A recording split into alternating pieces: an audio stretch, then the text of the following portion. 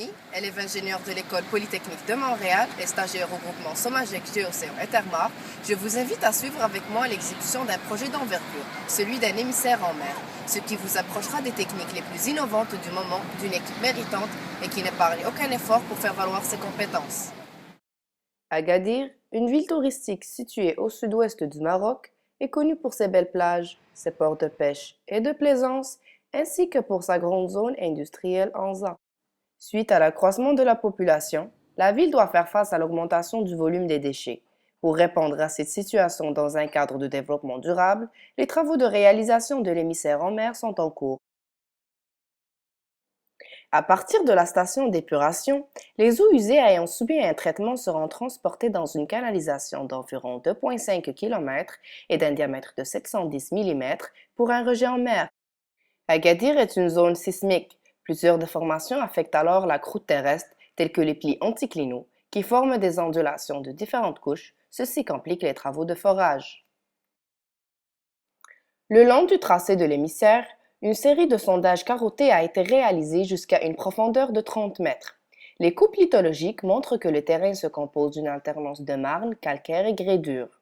La foreuse carotteuse est choisie selon la profondeur et l'angle de conception du forage.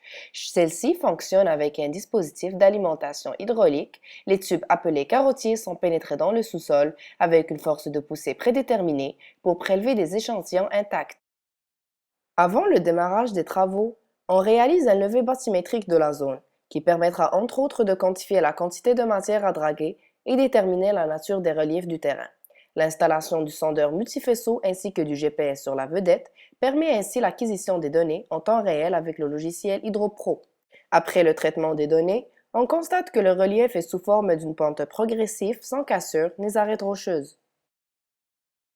Afin de définir les matériaux et travaux nécessaires à la réalisation de l'ouvrage, un plan d'installation du chantier est établi. Parmi ces travaux, la fabrication des blocs de murs de clôture du chantier, les travaux d'excavation et de recouvrement des bassins de l'unité de forage, ainsi que les travaux de soudure pour installer la gaine et la cheminée.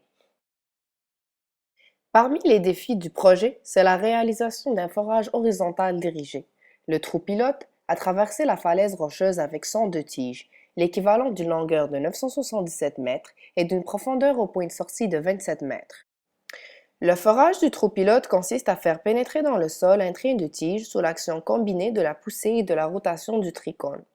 La tête est équipée de buses pour injecter la boue du forage, un mélange de bétonite et d'eau qui permet de lubrifier le tricône, consolider le tunnel et favoriser l'évacuation des débris. Au fur et à mesure de la progression du forage, des tiges sont ajoutées. La trajectoire du forage est suivie et contrôlée à l'aide d'une sonde émettrice placée dans la deuxième tige appelée monelle. La tige est en inox, ce qui permet le mouvement du champ magnétique. La monelle permet de communiquer les informations concernant la profondeur, la position, l'inclinaison et l'orientation de la trajectoire. Selon un circuit fermé, la boue de forage est reprise et recyclée. La boue de forage est pompée des bassins de boue, puis envoyée vers l'unité de recyclage où elle passe par des tamis vibrants qui séparent les sables et les limons de la fraction fine, puis par centrifugation les silones éliminent les éléments fins. Après une analyse de la boue, elle est renvoyée vers le bac de stockage. Finalement, par la pompe d'injection, elle est repartie de nouveau dans le forage par les tiges. Pour préparer l'arrivée en mer des tiges, on réalise le dragage autour du point de sortie prévu. Le relevé bathymétrique révèle le profil du fond marin de la zone.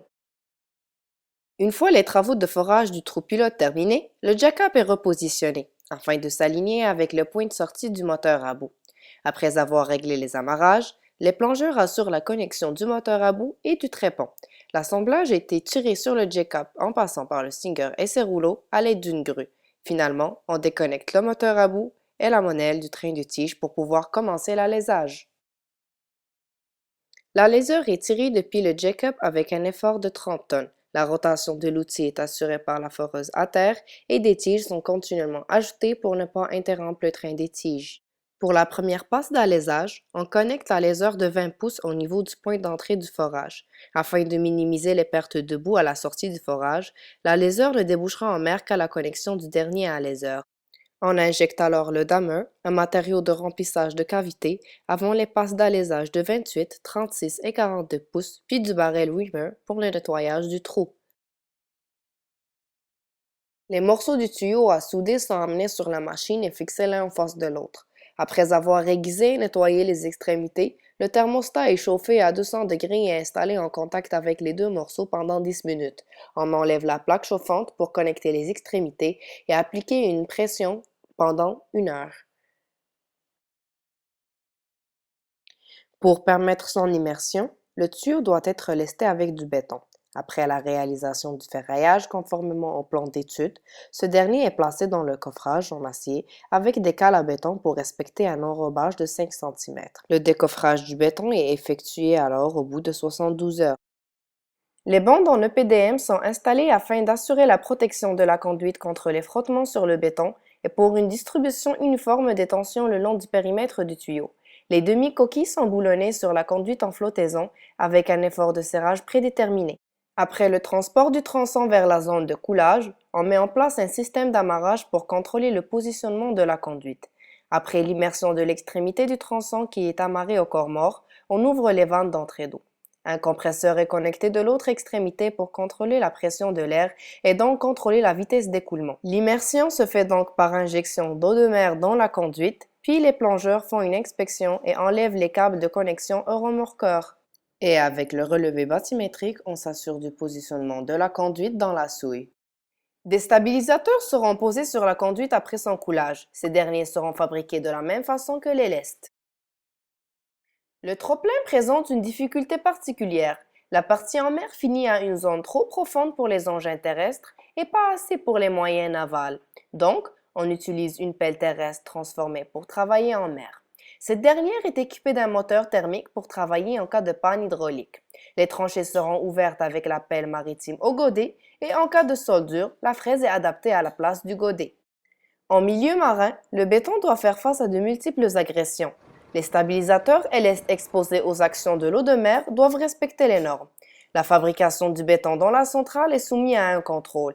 Différents tests sont donc réalisés pour s'assurer de la conformité aux normes du sable, des agrégats ainsi que le mortier et le béton. Après des recherches sur les coûts de construction des derniers émissaires en mer du monde, j'ai pu définir une courbe du coût de la construction en fonction de la longueur de l'émissaire.